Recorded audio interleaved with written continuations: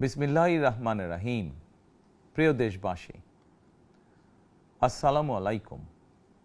শুরুতেই মহান আল্লাহর দরবারে শুকরিয়া আদায় করছি। হাজারো শহীদের প্রাণের বিনিময়ে আমরা দেশ এবং জনগণের স্বাধীনতা, সার্বভৌমত্ব রক্ষা করতে পেরেছি। তাবেদার মুক্ত বাংলাদেশে জনগণের ভোটে জনগণের কাছে জবাবদিহিমূলক একটি নতুন সরকার যাত্রা শুরু করেছে।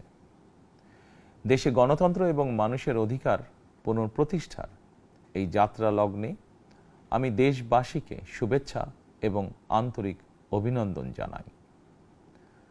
স্বাধীনতা প্রিয়, গণতান্ত্রিক আমি প্রিয়। জনগণের কারণেই দেশে আবার মানুষের অধিকার, সম্মান এবং মর্যাদা পুনঃপ্রতিষ্ঠার সুযোগ সৃষ্টি হয়েছে। আমি দেশবাসীর উদ্দেশ্যে একটি বার্তা দিয়ে বলতে চাই, মুসলমান, হিন্দু, বৌদ্ধ, খ্রিস্টান তথা দল, মত, ধর্ম, বর্ণ নির্বিশেষে পাহাড়ে কিংবা সমতলে বসবাসকারী এই দেশ আমাদের সবার। প্রতিটি নাগরিকের জন্যই এই দেশকে আমরা একটি নিরাপদ ভূমিতে পরিণত করতে চাই। একটি স্বনির্ভর, নিরাপদ, মানবিক, গণতান্ত্রিক বাংলাদেশ প্রতিষ্ঠায় বিএনপি সরকারের লক্ষ্য। প্রিয় দেশবাসী, ফ্যাসিবাদের সময়কালে দুর্নীতি দুঃশাসনে পর্যুদস্ত একটি ভঙ্গুর অর্থনীতি, দুর্বল শাসন কাঠামো আর অবনতিশীল আইন শৃঙ্খলা পরিস্থিতির মধ্য দিয়ে নতুন সরকার যাত্রা শুরু করেছে। আইন শৃঙ্খলা পরিস্থিতির উন্নয়ন এবং কঠোরভাবে দুর্নীতি নিয়ন্ত্রণের মাধ্যমে জনগণের মনে শান্তি, নিরাপত্তা ফিরিয়ে আনাই হচ্ছে আমাদের সরকারের প্রধান অগ্রাধিকার। সারা দেশে জুয়া এবং মাদকের বিস্তারকেও বর্তমান সরকার আইন শৃঙ্খলা অবনতির অন্যতম কারণ বলে চিহ্নিত করেছে। সুতরাং জুয়া এবং মাদক নিয়ন্ত্রণে আইন শৃঙ্খলা বাহিনী সব রকমের কঠোর পদক্ষেপ গ্রহণ করছে।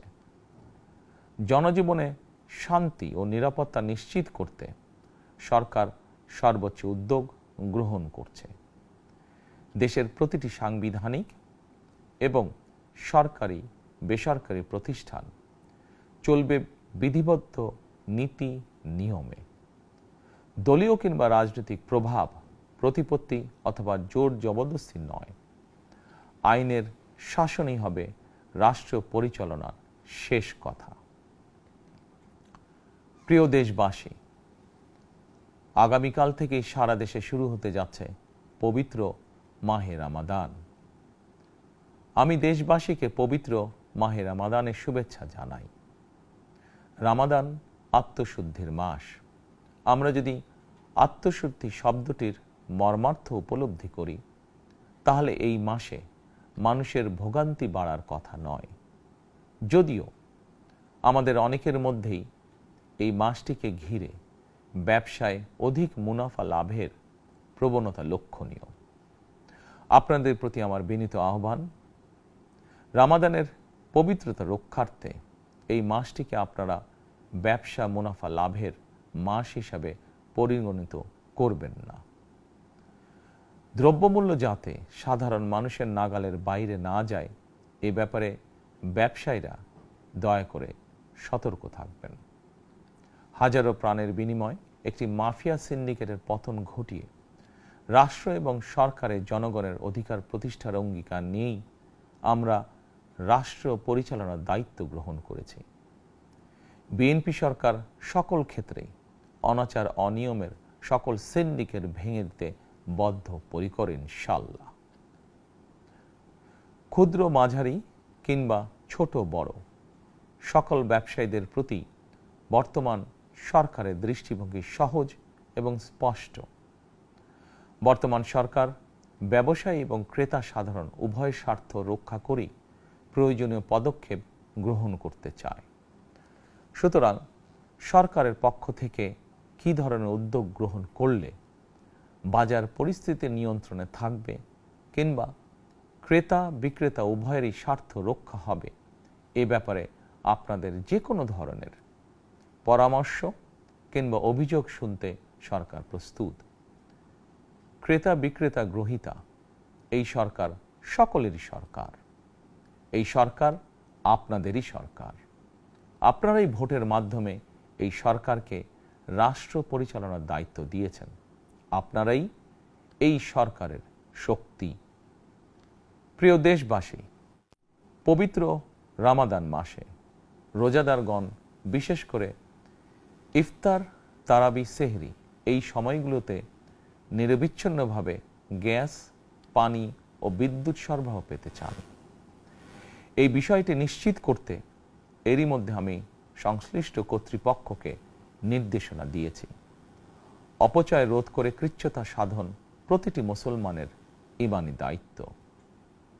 অফিস আদালতে বিনা প্রয়োজনে কিংবা প্রয়োজনের অতিরিক্ত গ্যাস, বিদ্যুৎ, পানি খরচের ব্যাপারে সচেতনতা অবলম্বন করাও ইবাদতেরই অংশ বলেই আমি মনে করি।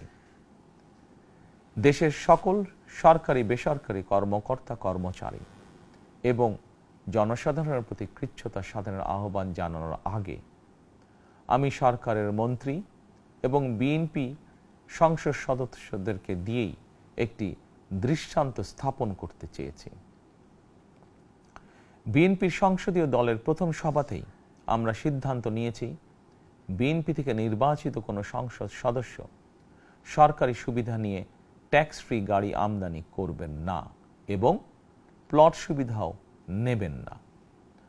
আমি আপনাদের সামনে বলেছিলাম, রাষ্ট্র পরিচালনার সুযোগ পেলে বিএনপি সরকার মহানবীর ন্যায়পরায়ণতার আদর্শ অনুসরণ করবে। আমি মনে করি বিএনপির সংসদীয় দলের এই সিদ্ধান্ত ন্যায়পরায়ণতার আদর্শেরই একটি অন্যতম প্রতিফলন। প্রিয় দেশবাসী, বিভাগীয় শহরগুলিতে বিশেষ করে রাজধানী ঢাকায় যানজট অত্যন্ত নিয়ন্ত্রণহীন। হাটে মাঠে ঘাটে, অফিস আদালতে জনগণের ভোগান্তির শেষ নেই। জনজীবনের নানা ক্ষেত্রে জনদুর্ভোগ লাঘব করা না গেলে জনমনে স্বস্তিও ফিরবে না।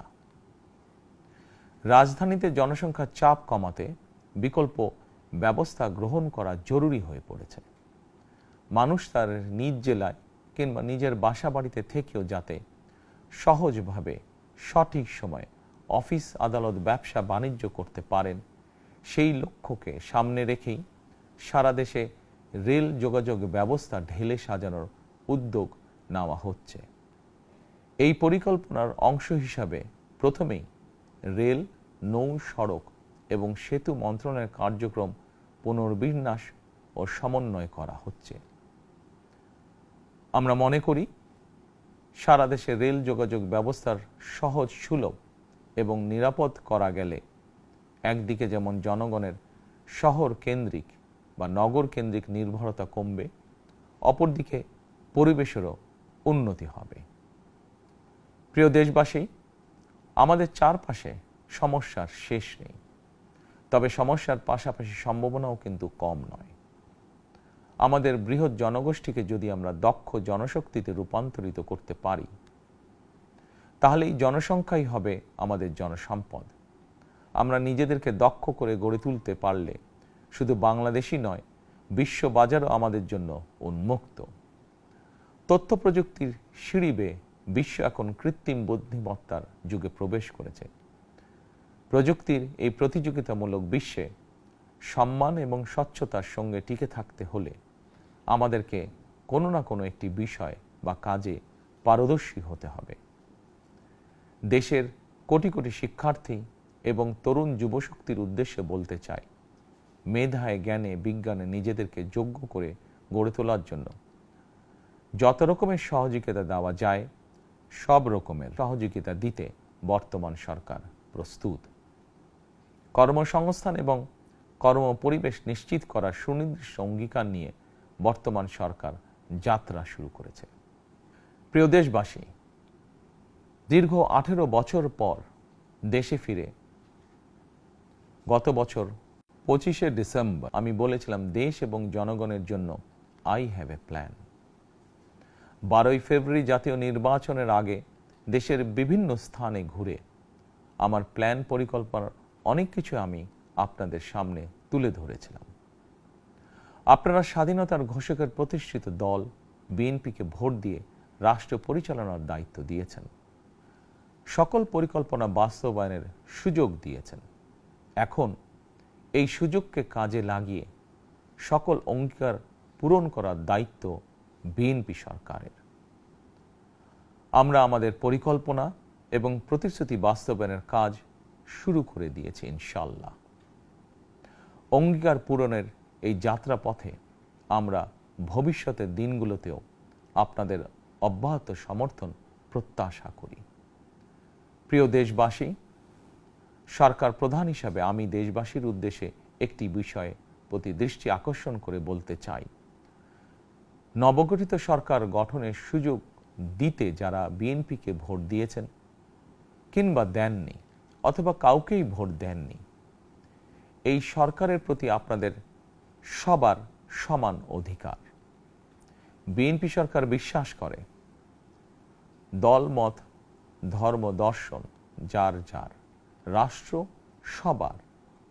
এই দেশে এই রাষ্ট্রে একজন বাংলাদেশী হিসাবে আপনার আমার আমাদের প্রতিটি বাংলাদেশী নাগরিকের অধিকার সমান। প্রিয় দেশবাসী, আল্লাহ আমাদের সবাইকে নিরাপদ এবং সুস্থ রাখুন। আল্লাহ আমাদের সকলকে ইতিবাচক পরিকল্পনাগুলো বাস্তবায়নের তৌফিক দিন। পবিত্র রমাদান মাস শুরুর শুভ লগ্নে আল্লাহর দরবারে এই নিবেদন রেখে আমার বক্তব্য শেষ করছি। আল্লাহ হাফেজ। বাংলাদেশ জিন্দাবাদ।